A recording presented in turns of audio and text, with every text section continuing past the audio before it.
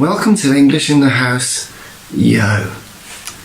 This stuff is called pith, and when you peel an orange, you have to take the pith out of it to savour its full fruity flavour. But pith, strangely, means something completely opposite to useless scrapings. It can mean the most important thing, the essence, the nucleus. And this is how today on Freddie's feature we'll be taking the pith out of Neutral Tones by the almighty Thomas Hardy, one of the poems from the AQA GCSE Love and Relationships collection.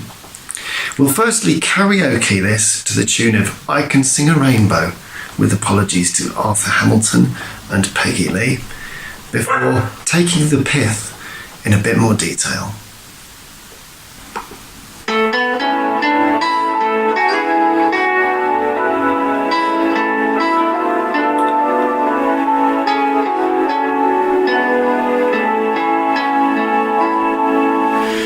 It's too late, but I'm writing this. Now we're past making things right. In the dead of winter, what we had died. Darkness fell on light. Bitterly you grinned. Lifelessly you smiled and killed everything I see. Happiness is tainted and discoloured by this memory. The keen lessons that love deceives, assonance, sibilance teach.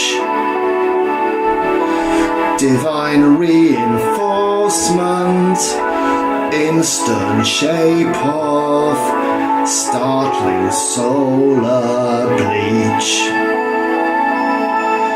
Now I mourn for you, though you put me through a ringer bad to the bone. Forgive nor forget her, fights were better than now being alone. Ponds and white suns and falling leaves, ash trees and winter and grey. I can't sing a rainbow on this winter's day.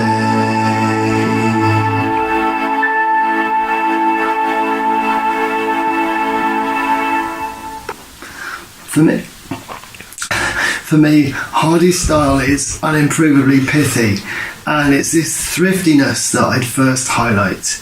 He compresses so many effects into lines, but he almost hides them using simple language, okay, not chidden or bird a wing, almost effortlessly. He's not some silly show-off who wants to show that they've got it by flaunting it. If you've got it, you don't need to flaunt it. Hardy was a novelist before turning to poetry, and phrase by phrase, his poems never forget to tell a story. This is one of the bleaker poems in the collection, and it might help to contextualise it by remembering that Hardy wrote a spate of poems following his first wife's death, which mourned their later estrangement, but recalled their golden, happy early years together.